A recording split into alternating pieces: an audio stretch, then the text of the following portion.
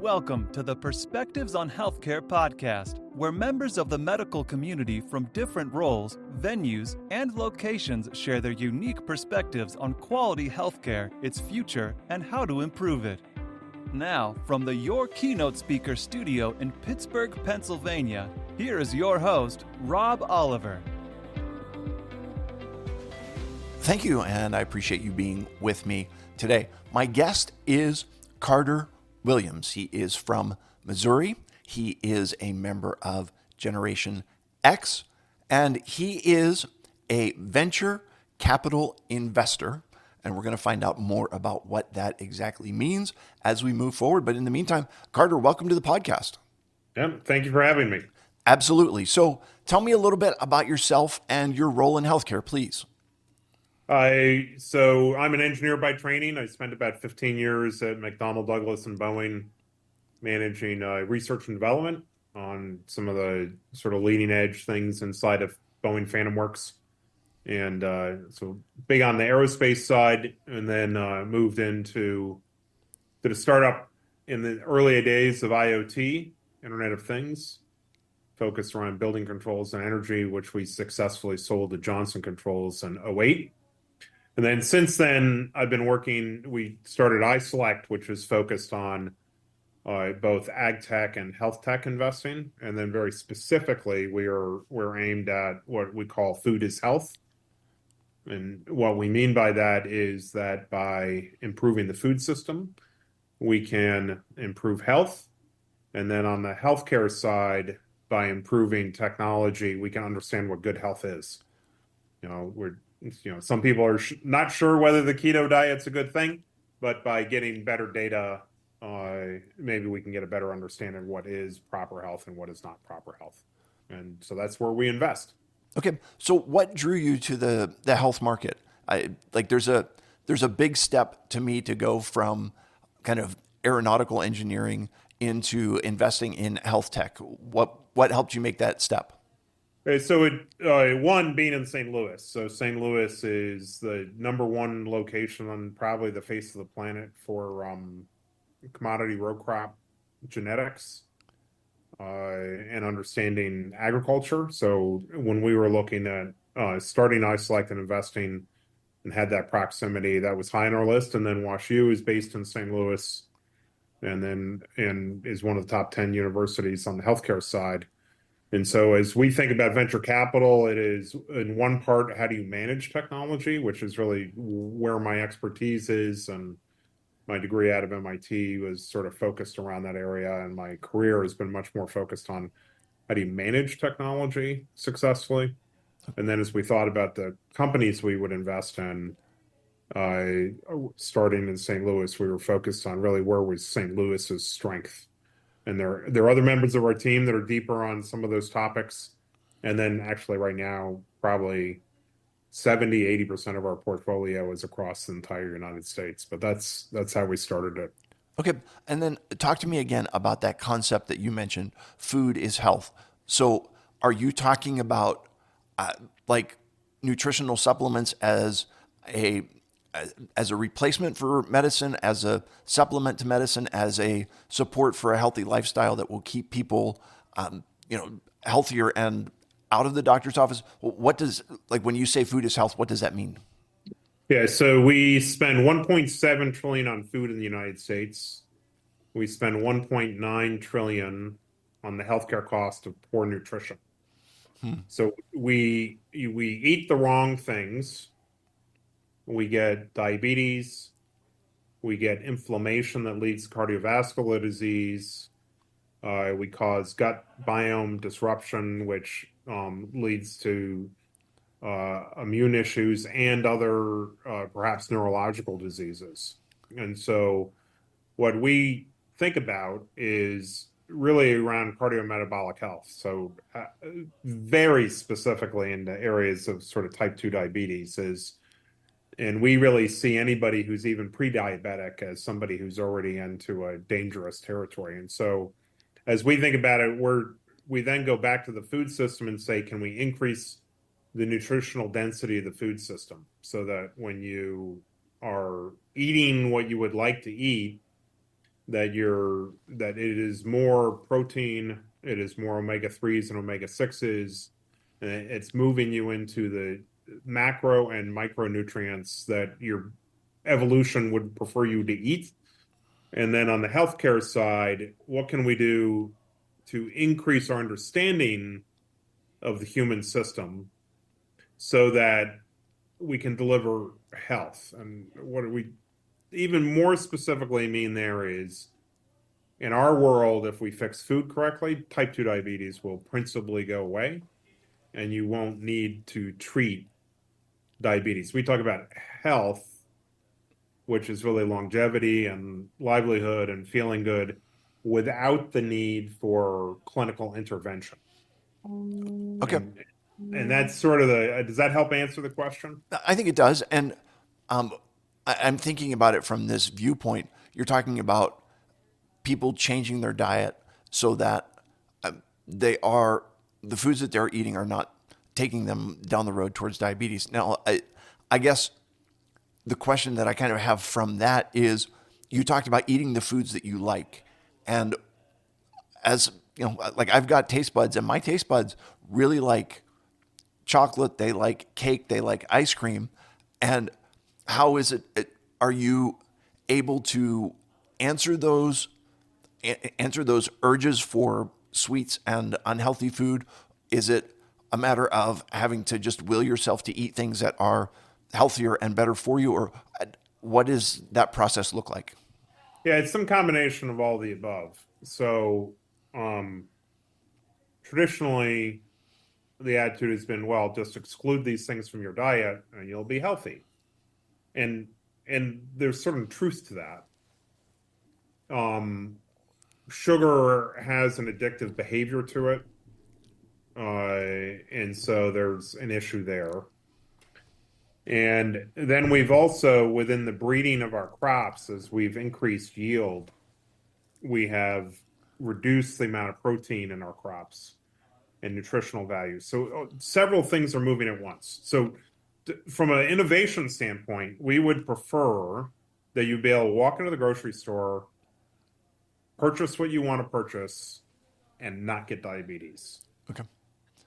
You've given me an extreme case. What do you do with cake? Well, we have an investment company with Bonumose. Bonumose is an alternative sugar using tagatose, and that it has a reduced glycemic index and appears to have a reduced impact on your insulin levels as a result compared to sugar. Okay. So that's an example where it's a drop-in replacement ingredient for sugar that reduces if you do eat cake, it reduces the implication of that cake on your insulin. Then we've got another investment in a company called Gila, and Gila is similar in many ways to what's being done with the semaglutides, the GLP-1s. It will reduce your appetite. When you do reduce your appetite, it's much cheaper. So it's $100 a month compared to the semaglutides, Ozempic, which is $2,000 a month, Right. $1,500 a month. So Gila reduces your desire for food, but in so doing, it reduces your overall calorie desire by about 25%, and your ultra-processed food, your cake, by 45%. So what we're seeing is that the human body is evolved to seek the best nutrition, and it really sort of nutrition and taste sort of go hand in hand there. And so as you do start to lose weight and you build muscle mass, your desire for the sugar actually starts to go down, and that's a natural behavior. Right. So a lot there, but we've got 75 portfolio companies that are touching this from different angles, all with the idea to try to simplify, to make it easier for you to buy the right food. In the end, yes, we probably need to give some things up, but maybe with a little bit of innovation, we can make it easier for people. Got it. All right. What does quality healthcare mean to you? I think it's a well-informed patient who can easily access the best solutions. I'm frustrated sometimes when we look at healthcare that people have been on some programs where they go to their doctor, see their doctor on a regular basis, have coverage, but the doctor never discovers that they have high blood pressure or doesn't address it. That is a standard of care is understood. So there's good healthcare is simple enough that the patient understands that they're not getting quality care, so that they understand I should ask for better care. So that's thing one. Thing two is accessibility. You should be able to walk into a Whole Foods or a Walmart and say, I'm obese. I don't want to be obese, and I'd like to be able to figure out how to solve this. The difference between dealing with obesity at a Walmart versus your doctor is you see your doctor once or twice a year. You go to Walmart twice a week. So proper healthcare would deliver there to help you bring in compliance on something like type 2 diabetes. So accessibility and simplification so that the patient really can understand their health situation, as well as they do posting something on Instagram or using their iPhone. Because when you really get down to it, type 2 diabetes, proper thing to diet is not that much more complex. But the healthcare system seems to make it complex. Okay, so are you thinking about there being some form of a nutritional counselor or something like that in your local Walmart? Yeah. Okay. You should be able to walk into a Walmart, frankly, and I think this is going to happen soon. You should be able to walk into a Walmart, get in the obese lane or the type 2 diabetes lane, and get some combination of pharmaceutical treatment if necessary, nutritional treatment, and guidance to help you understand how to deprogram yourself. Okay. We have seen data, consumer data, that suggests if you look at recipe data, what recipes do people eat, share, look at? A lot of people thought it was all going to be ESG or get off of meat. It's all very much longevity health. And so the consumers have a latent desire to eat better. Okay. But when they show up at the store, they get guided down the alleys to the wrong direction. Now, what's shifting is if Walmart can take part of their profit on something like the GLP-1s and then part of their profit in nutrition, they can also fiddle around and figure out, well, maybe I should feed you better and make you a lifelong customer. Got it. Okay. We're a little bit behind schedule, but we got 4 questions to go. Can you give me an example of quality healthcare?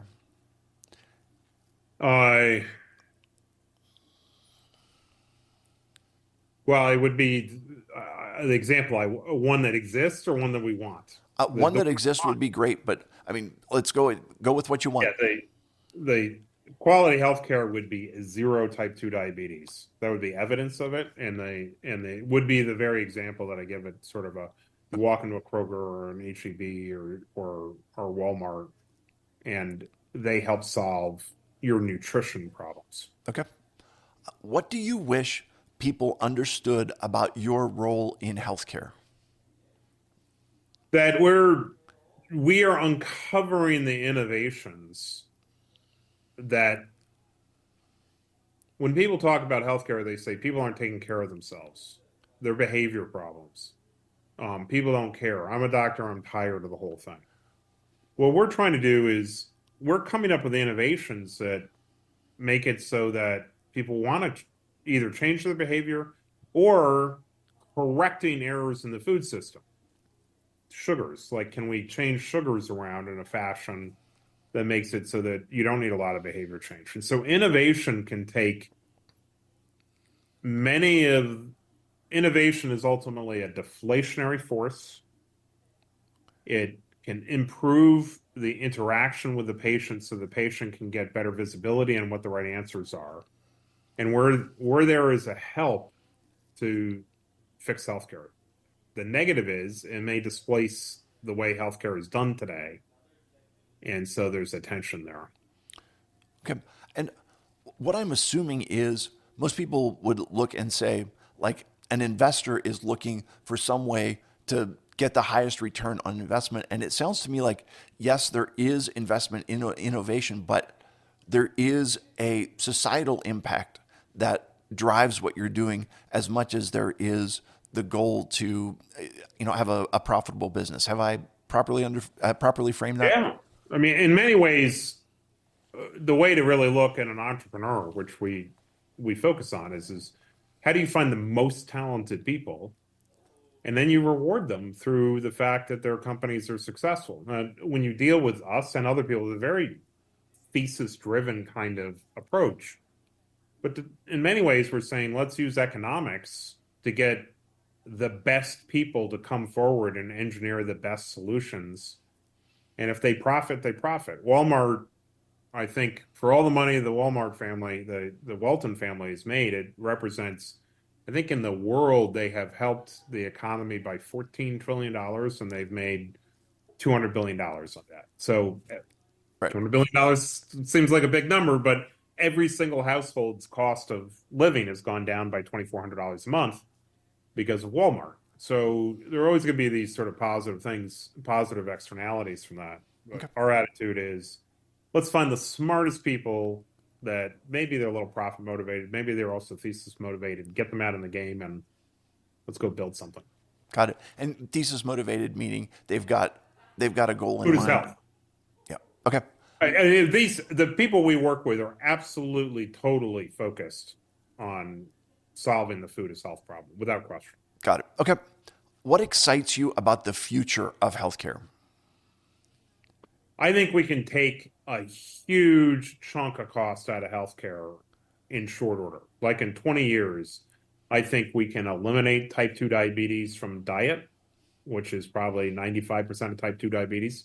I think we can eliminate a dramatic amount of cardiovascular disease that comes from the inflammatory effect of food, which is large. And then I think we have an option to take a nick out of some neurological diseases that are a byproduct of gut biome instability and inflammation, dietary inflammation. Yeah. And there seems to be, I guess, there's always this kind of idea that eating healthy costs more money. And it sounds to me like what you're talking about is making proper nutrition available in an economically feasible way that will ultimately impact the health and longevity of the people that have access to healthier and Absolutely economically feasible food. Is that? Yeah, we think about better, cheaper. Yep. Okay. So affordable. And we have clear evidence that in the bottom quartile that there are people eating through the current food system healthy diets. So it is possible, hard to access. Okay. Hard to access in terms of education and what should I eat, and I should buy this pasta instead of that. But then one other component to add, we spend $1.7 trillion on food, $1.9 trillion on healthcare costs. That's $3.6 trillion market. Our attitude is there may be some price shifting going around. Okay. How it flows in, the consumer may still pay out the same thing, but some of that money some of that healthcare dollars might move out of healthcare and move into retail food in some way. Like the nutritionist might be covered by. Right. So what I'm hearing you say is that the money could flow from treatment to prevention. And Yes. Yes. All right. Excellent. All right. Last question for you. What is one thing medical professionals can start doing today to improve the quality of healthcare? Really understand the issues around metabolic health. There are still many medical professionals that don't think that diabetes is essentially can be cured, type 2 diabetes. Right. And I think you really got to get your arms around that to understand whether the particular things you're doing. There are many serious diseases that have nothing to do with this. I'm not trying to say, but diabetes, cardiovascular disease, these are diseases that have a dietary connection. Understand that, and then listen to your patients and try to understand why they're in this hole, and then let us know what you're hearing, because we're trying to solve for this And I think that the healthcare professionals need to think about this and understand it and do the research, understand what the GLPs are doing, understand what metformin does, understand how type 2 diabetes is. I'm surprised every day how much they're missing in the newest knowledge around that. Okay. Excellent. Listen, Carter, I appreciate you joining me today. You've brought a unique viewpoint, and that is what the podcast exists for. I appreciate you. I respect your perspective on healthcare. Thanks for listening to Perspectives on Healthcare. Visit perspectivesonhealthcare.com to learn more about Rob Oliver or to subscribe so you never miss an episode. If this podcast was valuable, we'd appreciate a review on iTunes. Or if you tell a friend or coworker about the show, that would be helpful too.